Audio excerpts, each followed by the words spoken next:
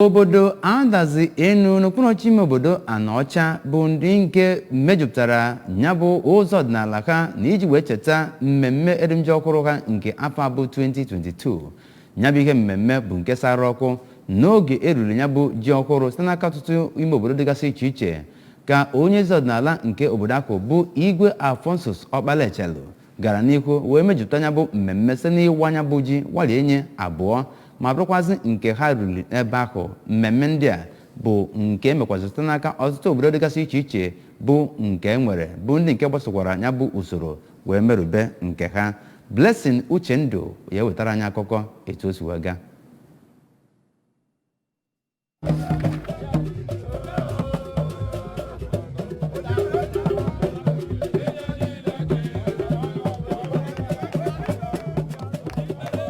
Eji egwu omenala dị iche iche wee malite oke mmemme a. Mmanwụ Ịzaga gbakwara ma ajọ ọfịa mekwuru n'okwu ya na ya bụ mmemme. Onye isi Enugwu village Adazi Chief Jideofor Okonkwo kọwara omenala dịka ụzọ nke ndụ ma kpọọ oku ka a na-akụzi nkụzi asụsụ Igbo na omenala Igbo na ụlọ akwụkwọ dị iche iche ma ụlọ akwụkwọ kọleji na mpaghara South East ka emee ka asụsụ Igbo ghara ịnwụnyu anya. Chief Okonkwo bụ ọkaiwu ma bụrụ onye so na National Executive Committee Nigerian Bar Association ji ohere a wee kpọkwa ndị torobịa ka ha makpudoro ọlụ ugbo iji wee bara onwe ha uru maka na ọlụ adịrọzi dịka o kenere gọvanọ Chukwuma Soludo maka mbọ ọ na-agba ịkwalite ọlụ ugbo. Ọ gwara ndị nwere akụ na ụba ka ha tinye akụ na ụba ha na mmemme dị iche iche ka na-akụnyezi mkpụrụ na ezinụlọ dị iche iche ma mkpọkọ ndị Igbo ka ha chọọ ụzọ dị mma ga-esi wee mee iri ji ọhụrụ ka ọ bụrụ ụwa bịa lelee. To go back to cultivation ka anyị nwekenye onwe anyị nri.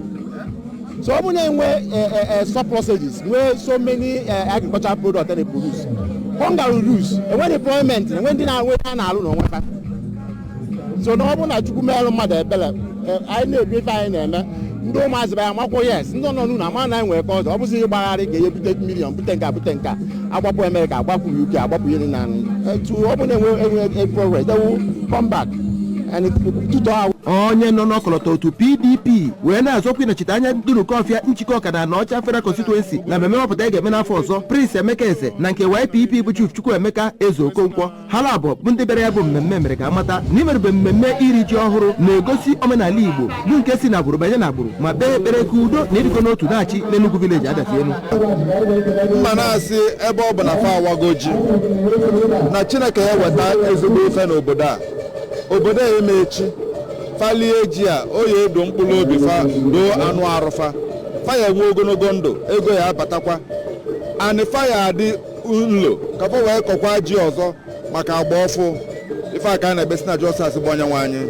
na iji anyị ga-eri taa anyị ga-eri nke na-esie otu ọnọdụ anyị ga-anọ weri nke na-esie ya karịsị because na a na-enwe changes wee sị na nke anyị na-ebe ata anyị ga-anọkwa nke ahụ na-abịanụ wee na-asị na ka Chineke dole ndị Adazi enu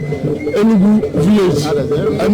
na Adazi enu na-eri nje na ite ata na Chukwu na ha ji gbakọ ebe atata agbakọkwa nke na-arụ na-abịanụ because nke arụ na-abịanụ ga-adị iche. Ụfọdụ ndị nọ na ya bụ obodo bụ Chief Emmanuel Eziụzọ, Prince Chike Okonkwo na Lady Josephine Okonkwo na ndị ọzọ ha kelere Chineke maka owuwe ihe ubi magburu onwe ya ma kpee ekpere maka ntolite nke ya bụ ogbe n'obodo. Ya bụ mmemme dọtara onye owu ndị Adazi enu Chief Edward Eze Okonkwo ma ndị ụkọchukwu ma ndị na-akwalite omenala anọkwara wee tinye egwu dị iche iche ma egwu omenala ga rie ji ọhụrụ bụ nke ndị Enugwu village riri ma ndị ọbịa bịaranụ anọkwara wee mee mmemme aka atọ.